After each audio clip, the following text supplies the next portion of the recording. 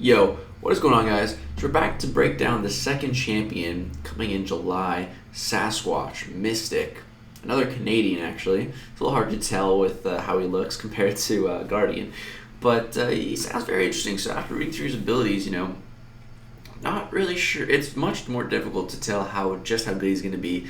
He's going to be one of those champions where you need to actually play him with Guardian. I can just feel like he's going to be really good. Sasquatch here, he's a little different. Very unique abilities and sounds potentially pretty crazy, but let's talk about it. So, Sasquatch mechanics. So, Sasquatch is the definition of a tank, using stacks of rage to reduce incoming damage and a powerful healing factor to mend his wounds. Sasquatch can take quite a punch before going down. Sasquatch also doesn't rely on his nullify to be strong. Instead, he becomes more powerful based on opponent's buffs without needing to remove them.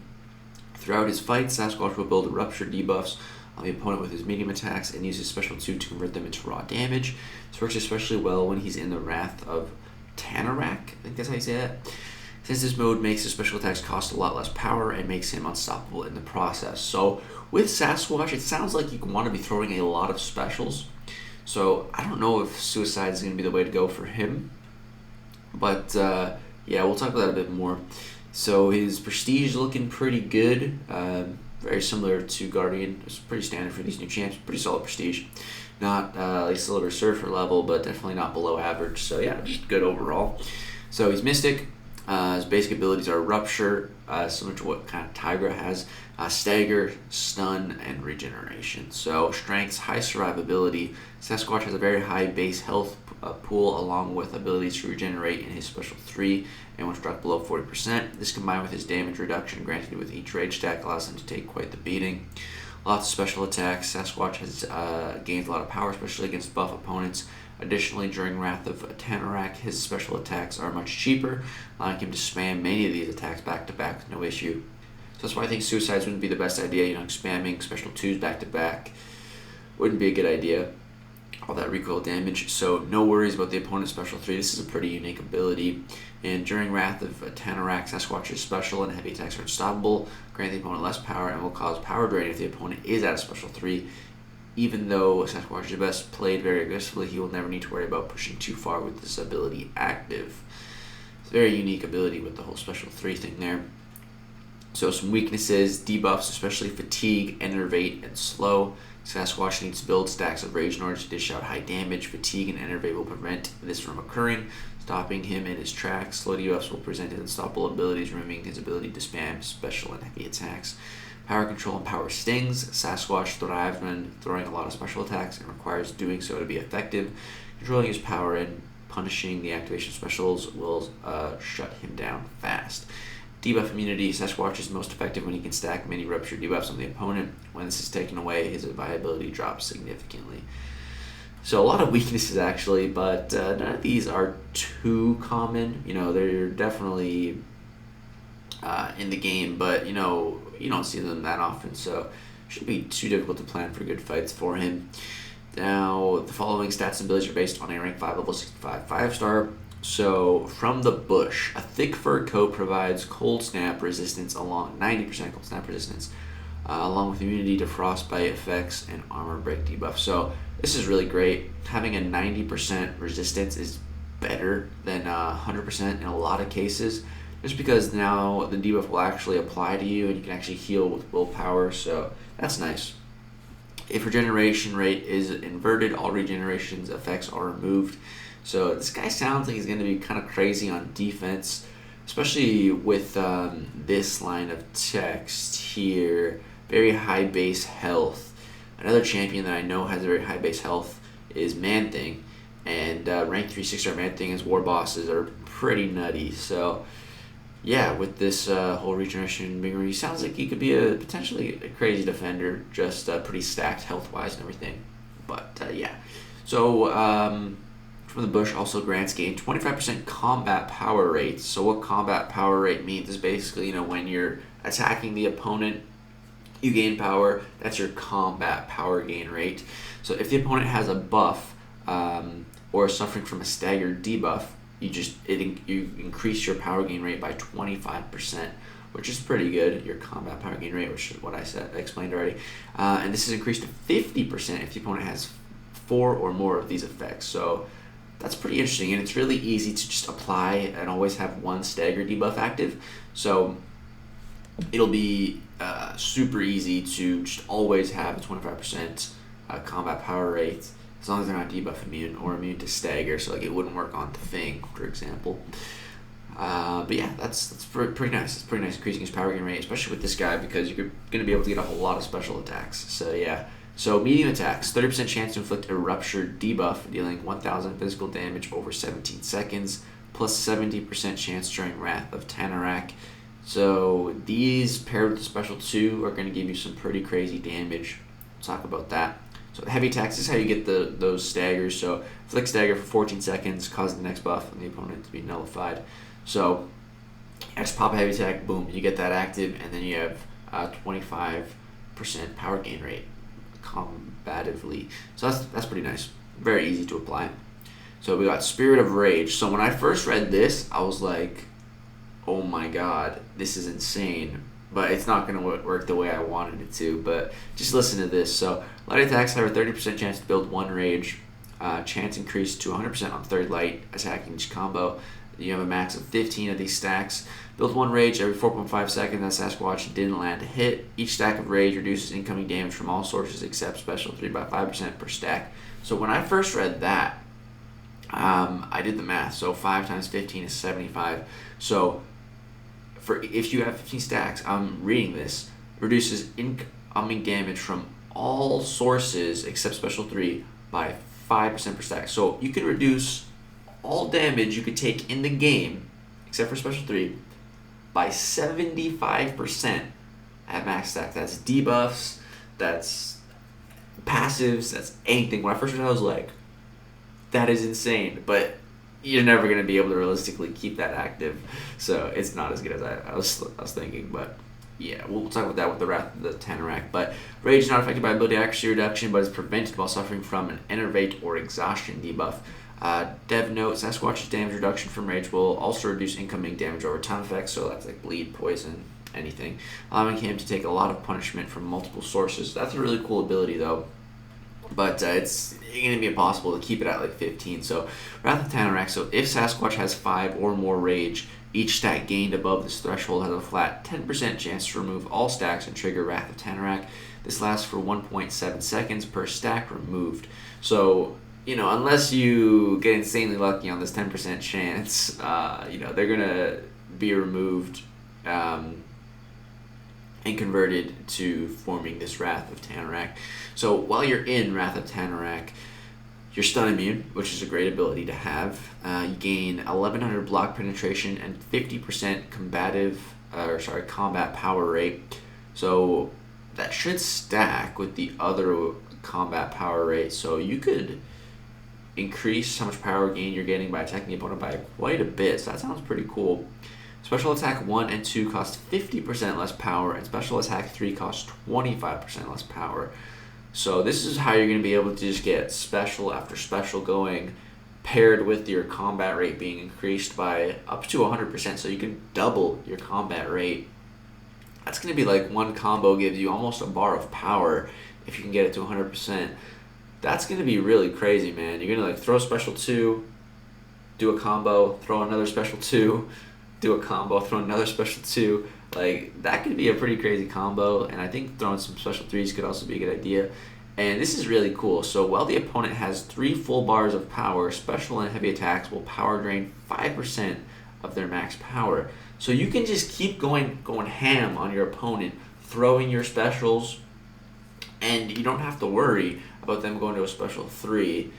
So that sounds crazy.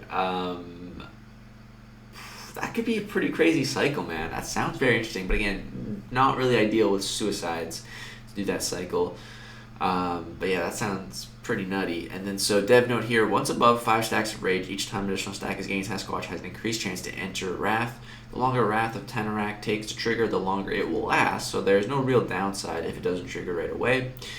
During Ratha Tanarak, you'll be getting a ton of power, throwing medium, light, medium combos into special 2s, and watch those ruptures stack up some nice damage. Additionally, if Sasquatch is awakened, he will be unstoppable during heavy attack during heavy and special attacks, allowing him to spam opponents with little risk.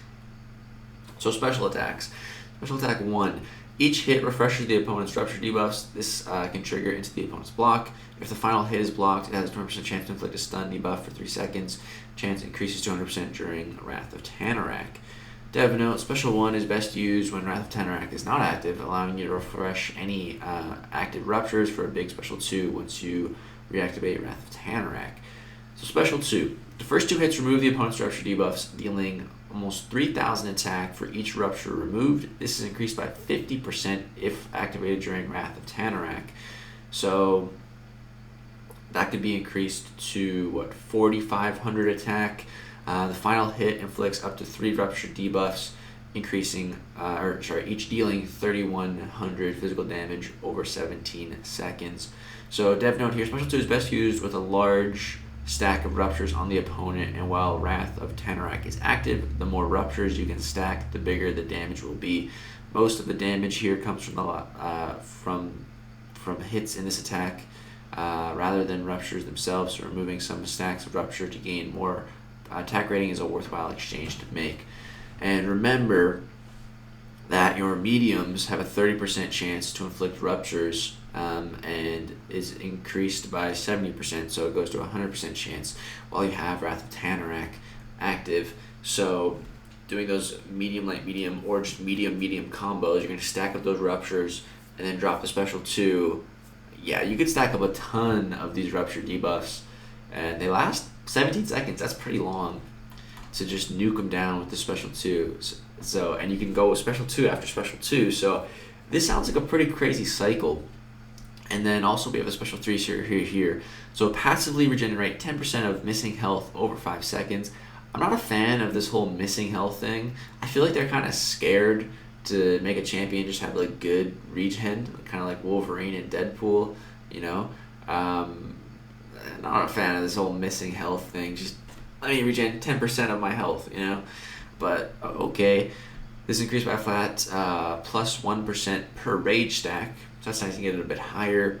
And then gain up to 5 stacks of rage and enter Wrath of Tanarak. These stacks don't count towards regeneration. So this is good if you just are getting unlucky and not triggering Wrath of Tanarak and you want to trigger it. You can just go to the Special 3 and instantly do it. And you gain 5 additional stacks of rage. So your Wrath of Tanarak period will be longer. And dev note here, Special 3 is best used to top up on missing health or jumpstart on a long-lasting Wrath of Tanarak. Also, because this attack triggers Wrath, it will cost 25% less power, leaving you very close to a Special 1 right after. So this is pretty nice. You drop the Special 3, you gain more rage stacks, and you trigger Wrath of Tanarak. So you're in Wrath of Tanarak now with increased rage stacks. So it's longer, and after you start with an amount of power to start getting that cycle, the Special 2 cycle going. So I feel like that's going to be the way to go. So yeah, it sounds very interesting cycle, but it's kind of hard to just judge based on this. Need to see the numbers, need to actually play him, see how realistic it is in matchups and stuff. But then we also have the signature ability here. So Old Beast of the North, when below 40% of max health, getting struck by a contact attack has a 70% chance to activate Sasquatch's healing factor, passively regenerating 5% of missing health over 20 seconds, max 3 stacks. During Wrath of Tanarak, Sasquatch becomes passively unstoppable during special and heavy attacks, and the opponent's defensive combat power rate is reduced by 70% when struck by these attacks. So their combat rate being reduced by 70% is pretty crazy. You're just going to be able to just keep nuking into them. That's awesome. And then here we have dev note. Sasquatch's signature ability, regeneration, can be great when going unstoppable and eating a hit or two during Wrath. Additionally, although his specials and heavy attacks will never push the opponent to their Special 3, his SIG will slow down the rate at which they gain power from these hits, meaning less special baiting and more smashing. Sounds great. Now, we got some synergies here, and this one with Sabretooth is pretty nuts. So with Sasquatch, during Ratha Tanarak, gain 12% attack. That's pretty good, just more attack paired with those specials.